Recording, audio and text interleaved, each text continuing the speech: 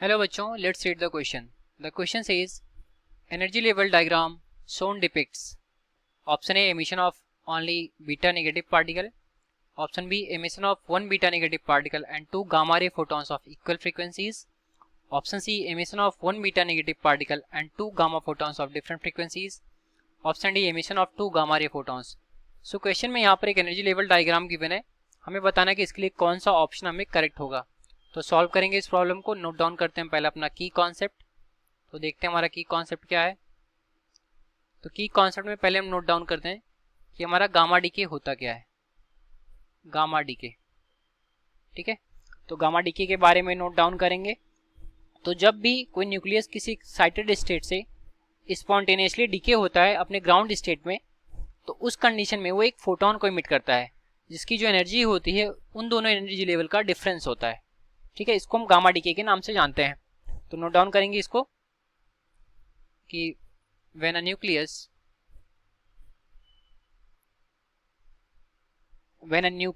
In an excited state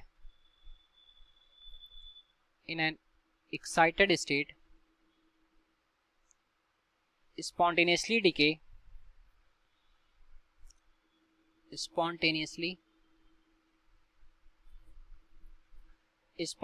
decays to its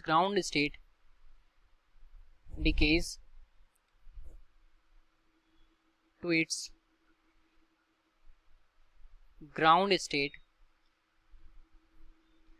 then a photon is emitted.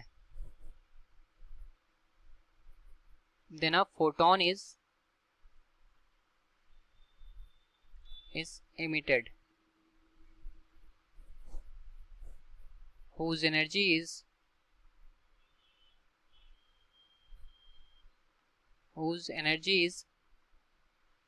equal to the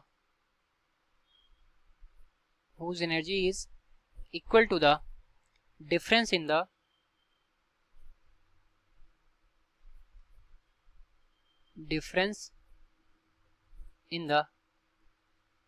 energy of two levels,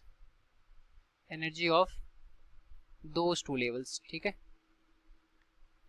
two levels, इसको हम क्या नाम से जानते हैं? गामा डीके के नाम से जानते हैं. तो जैसे कि यहाँ पर है कि हमारा कोई पेरेंट न्यूक्लियस है, वो एक लेवल से दूसरे लेवल में जब डीके कर रहा है तो ये हमारा अपर लेवल एक्साइटेड स्टेट हो गया और लोअर लेवल हमारा ग्राउंड स्टेट हो गया. तो इस केस में इन दोनों का जो एनर्जी गैप होता है वो हमारा फोटोन की एनर्जी होती है. तो यहाँ से जो फोटोन इमिट होगा वो उतनी एनर्जी के साथ होगा. अभी हम आते हैं अपने प्रॉब्लम पे और डायग्राम को एक बार एनालाइज करते हैं. तो जैसा कि डायग्राम में गिवन है कि पहले हमारा जो कोबाल्ट है वो बीटा नेगेटिव पार्टिकल को इमिट कर रहा है, उसके बाद ये जिस स्टेट में पहुंच रहा है वहां से फिर से ग्राउंड स्टेट में डीके कर रहा है. ठीक है, जो कि इसका अनस्टेबल स्टेट है.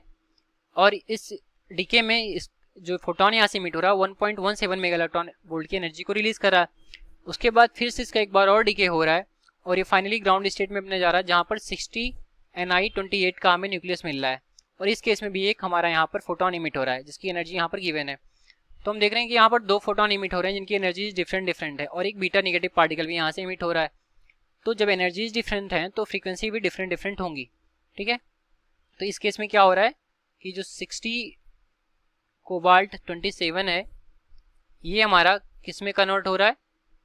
60 Ni28 में कन्वर्ट हो रहा है.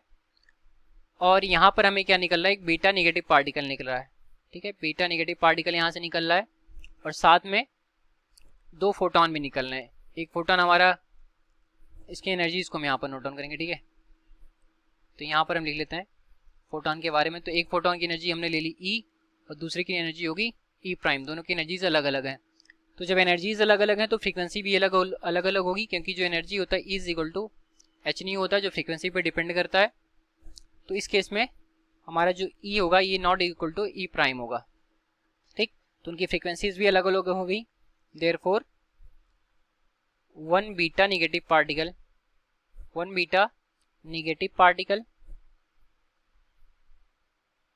and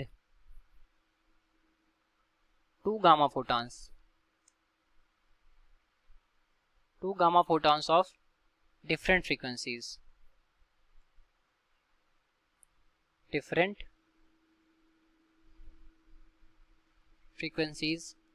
are emitted. तो अगर अपने ऑप्शन को इससे मैच कराएं तो जो ऑप्शन नंबर हमारा सी है वो सोल्यूशन से मैच करेगा, तो ऑप्शन सी हमारा करेक्ट हो गया। Hence option C is correct. तो ये रहा हमारे इस क्वेश्चन का correct solution. I hope you understood it well. Thank you.